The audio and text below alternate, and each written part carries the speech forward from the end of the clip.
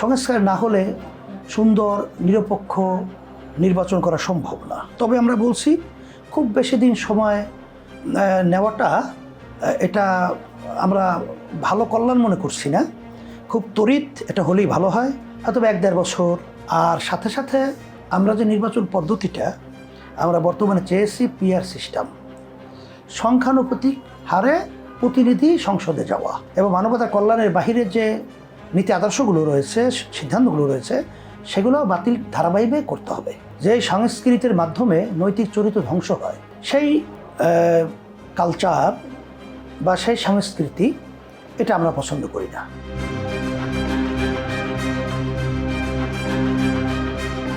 বাংলাদেশের রাজনৈতিক দল হিসাবে বলতে গেলে নিবন্ধিত সর্বপ্রথম যে দলগুলো আছে, ইসলামী আন্দোলনের ব্যানারে ছাত্রদের এই ন্যায়ের পক্ষের দাবিতে আমরা রাজপথে সর্বপ্রথম নেমেছিলাম। তখন কিন্তু অন্য রাজনৈতিক দলগুলো তারা তাদের ব্যানার সহকারে রাজপথভাবে আসতে পারে নাই, বিভিন্ন পরিবেশ পরিস্থিতির কারণে তাদের সহযোগিতা বিভিন্ন পর্যায়ে সর্বত্র ছিল। আমাদের দেশে যে একটা অভ্যুত্থান ঘটল, এই অভ্যুত্থানের পরেই কিন্তু অন্তর্বর্তীকালীন সরকার এখন রাষ্ট্র পরিচালনা করছে। এখানে এই সরকার কিন্তু আমাদের সকলেরই, এদের ভালো মন্দের সাথে আমরাও কিন্তু অংশীদারিত্ব এবং সম্পৃক্ততা। সেই হিসাবে তাদের যেই কাজগুলো দেশের জন্য, মানবতার কল্যাণের জন্য, ইসলামের জন্য পজিটিভ হয়, সে কাজগুলো সহযোগিতা আমাদের আগেও ছিল, বর্তমানে আছে, সামনেও থাকবে। আর যদি দেশের কোনো বিরুদ্ধে বা দেশের কোনো ক্ষতিকারক বা মানবতার পক্ষের কোনো ক্ষতিকারক বা ইসলামের পক্ষের কোনো ক্ষতিকারক দিক যদি তাদের থেকে প্রকাশিত হয়, তাহলে সেখানে কিন্তু আমাদের ভূমিকা ন্যায়ের পক্ষে, অন্যায়ের প্রতিবাদে তাদের বিরুদ্ধে হলেও থাকবে। এখানে বাংলাদেশে 100-র ভিতরে প্রায় 92 জনের মতো মুসলমান বসবাস করে। এই দেশের ভিতরে এই ইসলামী নীতি আদর্শটা এটা রাষ্ট্রীয় পর্যায়ে বাস্তবায়িত থাকবে, এটাই হলো আসলে দাবি। কিন্তু 53 বছর বাংলাদেশের স্বাধীনতা বয়সে আসলে যারা যে নীতি আদর্শ নিয়ে দেশ পরিচালনা করেছে, আমরা যেটা বাস্তবে দেখেছি যে তারা আসলে এই পদ্ধতিতে তারা ফ্যাসিস্ট হয়েছে। জনগণের টাকা আত্মসাৎ করার মতো বিভিন্ন ধরনের প্রক্রিয়া তাদের থেকে প্রকাশিত হয়েছে। বিধায় ইসলামী নীতি আদর্শটার মাধ্যমেই দেশের কল্যাণ, মানবতার কল্যাণ এবং ইসলামের কল্যাণ সর্বত্র এটা আশাই, এটি হলো বাস্তবতা। কিন্তু বিভিন্ন মহল ইসলাম বিদ্বেষী বিভিন্ন মিথ্যা অপপ্রচারের মাধ্যমে মুসলমানদের ভিতরেও অনেকাংশে ডিভাইডেড ঘটায় ফেলতে পেরেছে বা ঘটাচ্ছে। তারই একটা বাস্তবতা হলো ইসলামী দলগুলো একত্রিত না হওয়ার পিছনে তাদেরও কিন্তু একটা হাত আছে বলে আমার কাছে মনে হচ্ছে। আর সাথে সাথে আমরা চাইতেছি যে ইসলামী দলগুলো একত্রিত হয়ে আমরা যেন নির্বাচনে ইসলামের পক্ষে একটা বাক্স পাঠাতে পারি। এই প্রচেষ্টা আমাদের আগেও ছিল, বর্তমানেও চলছে এবং ইসলামী দলগুলোর সাথে আমাদের যোগাযোগ ওইভাবে রক্ষা করে আমরা চলছি, আলোচনা হইতেছে। আশা করি যে এই সামনে যে নির্বাচনটা আসবে, এই নির্বাচনে ভালো একটা ফল ইসলামের পক্ষে আমরা একত্রিত হয়ে এর আমরা জাতিকে দেখাতে পারবো, বিশ্বকে দেখাতে পারবো, এর আমরা আশাবাদী। যদি ঐক্য হয় তখন ওই নেতৃত্বের ব্যাপারটা ওইভাবে সামনে আসে। আর যদি নির্বাচনী সমঝোতা হয়, সেখানে কিন্তু নেতৃত্বের ব্যাপারটা আর থাকে না। সেখানে যার যার দল তার নেতৃত্বে তারাই থাকতে পারে। আর যেটাকে বলা হয় নির্বাচনী সমঝোতা বলতে, যেটা সিটের ভিতরে সমঝোতা হওয়া, যে ওখানে ইসলামের পক্ষে একটা বাক্সই যাবে, অন্য কোনো ইসলামী দল ওখানে বাক্স দিবে না, তাহলে এখানে নেতৃত্বের আলোচনাটা আর থাকে না।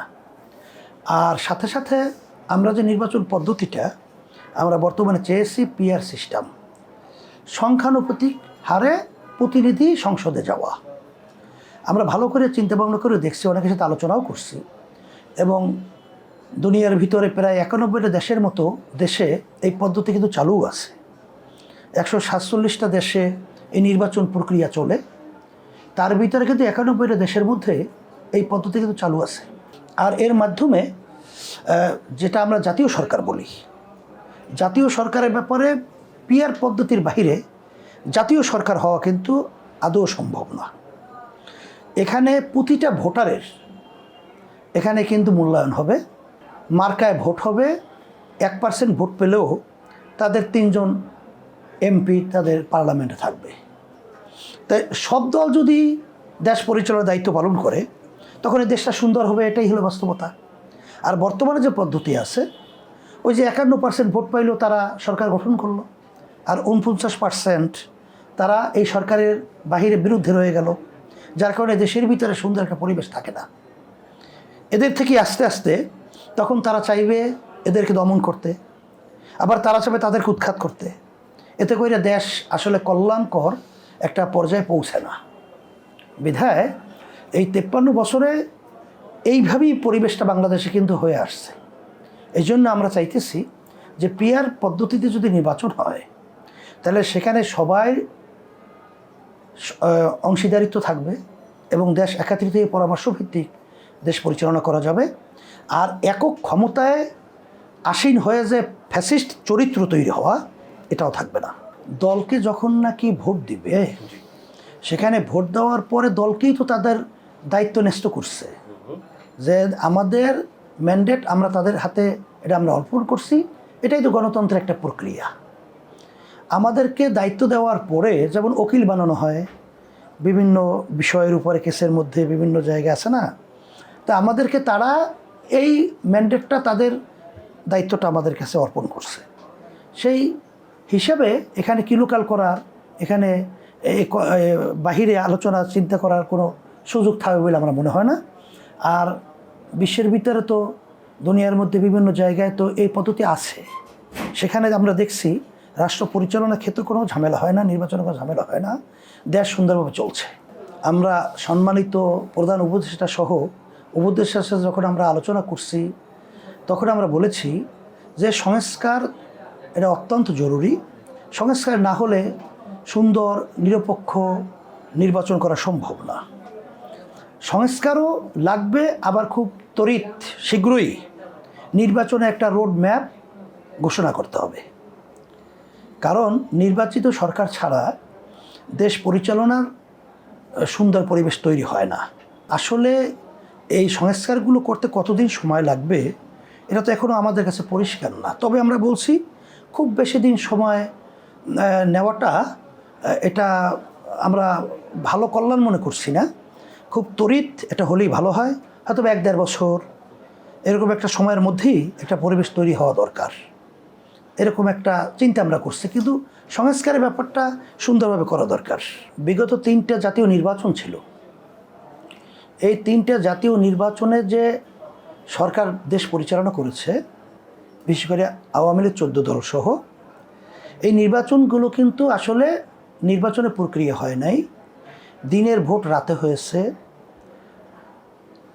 বিনা ভোটে এক পর্যায়ে 150 উপরে এমপি নির্বাচিত হয়েছে। এখানে এটা আমরা জনগণের ভোটে নির্বাচিত সরকার এটা কখনোই আমরা বলি নাই, তখন আমরা বলছিলাম এটা অবৈধ সরকার।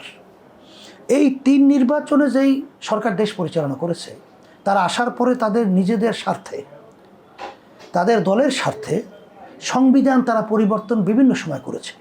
বিশেষ করে আমি বলবো এই 3 টার্মে যে সরকার পরিচালনা করছে দেশ, এই 3 টার্মের সংবিধানের ভিতরে যেগুলো আমাদের দেশের জন্য মানবতার কল্যাণের বিপক্ষে, দেশের বিপক্ষে, মানুষের অশান্তি তৈরি হয়, এই ধারাগুলো সব বাদ দিতে হবে।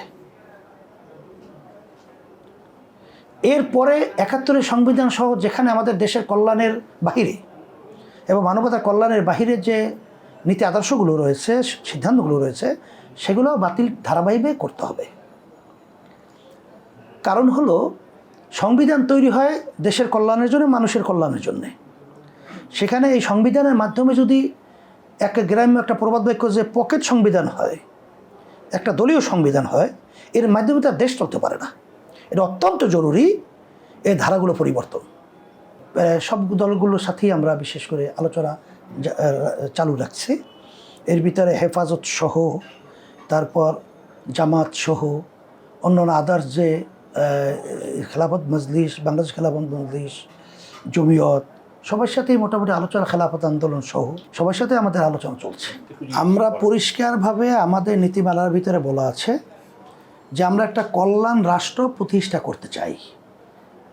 তাই কল্যাণ রাষ্ট্র প্রতিষ্ঠা করতে হলে ইসলামী নীতি আদর্শের বাহিরে ইতিহাস বাস্তবতা হলো কল্যাণ রাষ্ট্র কখনোই কোথাও হয় নাই, হতেও পারে না।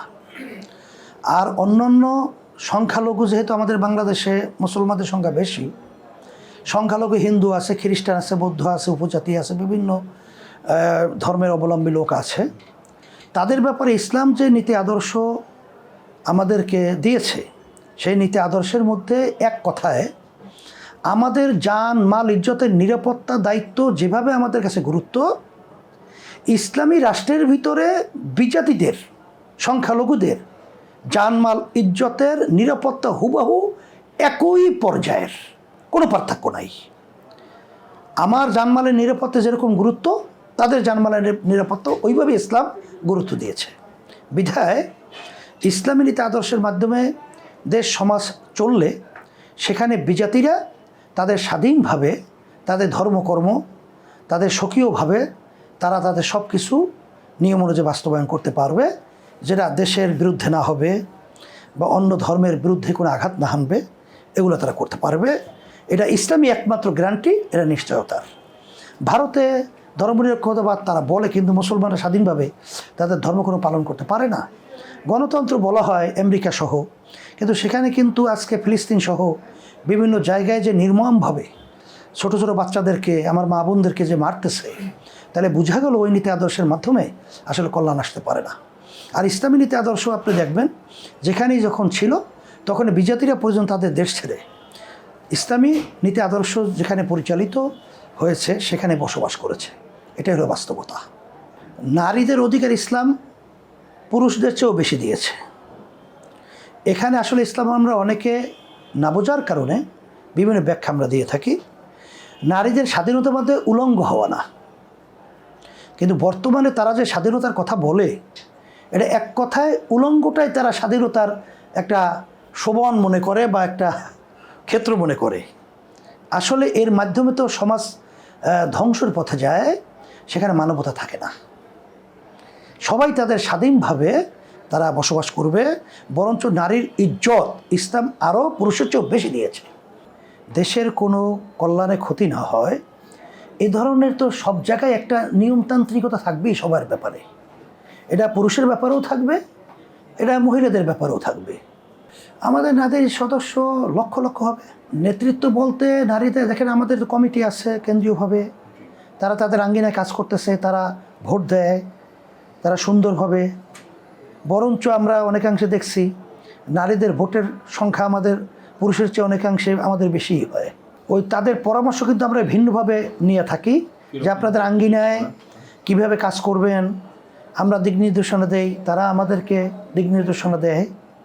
এইভাবে আমরা তাদেরকে মেসেজ ওইভাবে পৌঁছাই, তারা ওইভাবে কাজ করে। আলহামদুলিল্লাহ আমরা অনেক উন্নয়ন আল্লাহর মধ্যে হয়েছে। এখানে আমরা 300 আসনে প্রার্থী দেওয়ার মতো সেই পরিবেশ আল্লাহর রহমত তৈরি হয়েছে।